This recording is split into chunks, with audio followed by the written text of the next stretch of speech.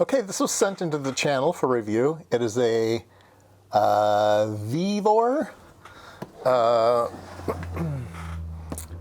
SC series handheld thermal camera. This is the model SC240M, and comes in a super nice box. I've already taken it out though, but let me show you the box. So show you what you get. It's hard to open the box because it's made so well. Come on, you can do it. You can do it. Okay, maybe it's too good of a box. It has a tight air seal. There we go. There we go. Okay.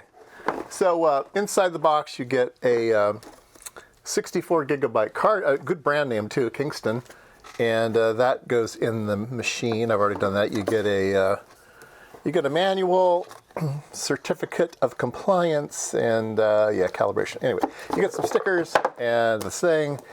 You get a USB-C charging thing. In a separate bag, you get a, let me move this over so it doesn't get in the way. You get a nice carrying case with a strap on it that you can adjust. So I have it in here now. So this is a nice industrial unit. It's very heavy, much heavier than other ones I've seen. So it feels a good part for an industrial type meter. It's got good shock and stuff on it.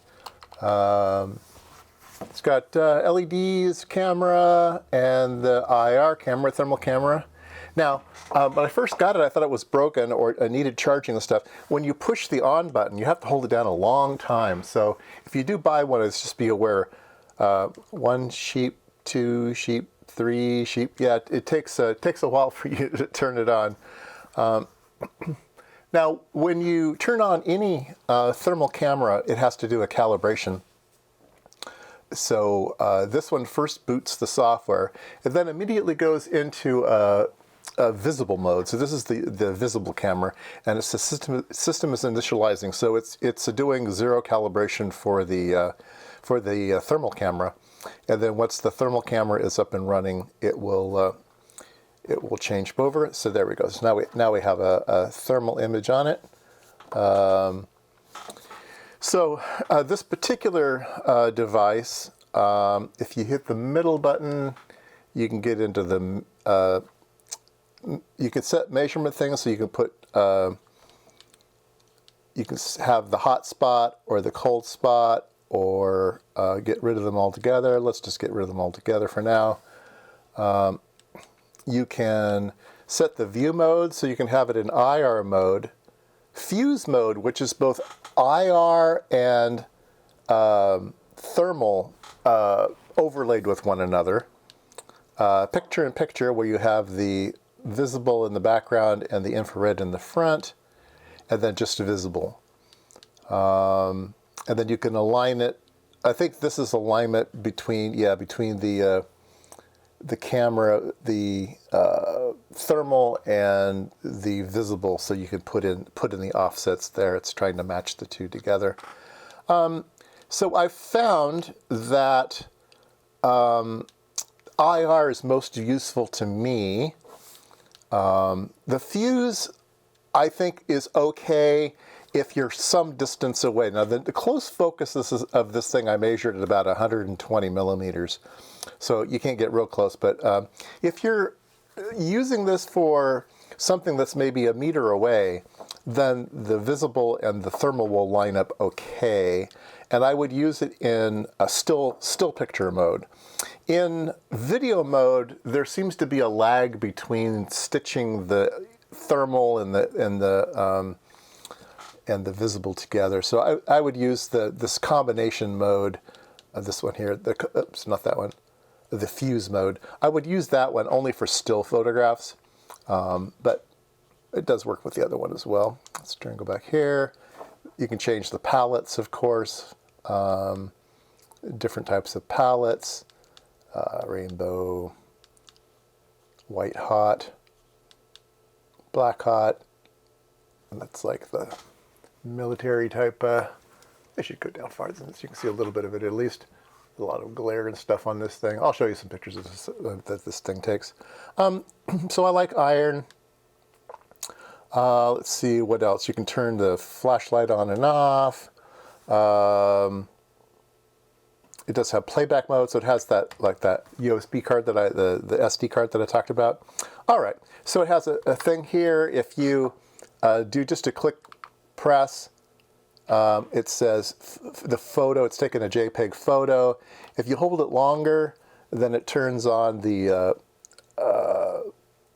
video mode. So it's taking videos now, and I click it again and turns it off.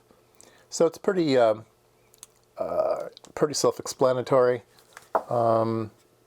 It has a little compartment up at the top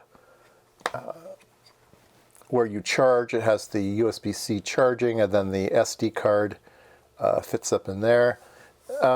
Now, when you have pictures here, you hold it down a long time too to turn it off.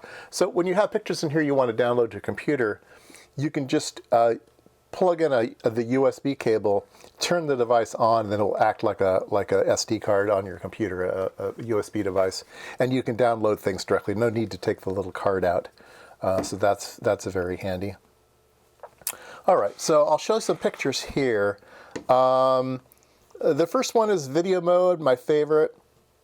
Video mode, watching my dog, IMSAI dog, run around the house and leaving little hot footprints behind. I always enjoy this one a lot. It's super fun, and I think it shows off a camera really, really well.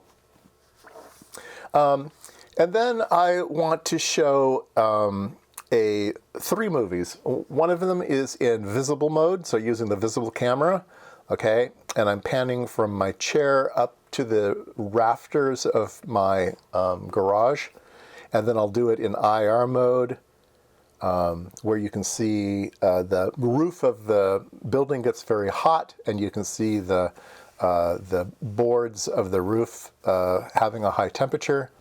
And then I'll do it in this fuse mode, where the two are sort of stitched together, so you can see that. And I'll do it again the same in still mode. 1 photograph for IR, 1 photograph for visible, and 1 photograph for fuse. So you can see that here.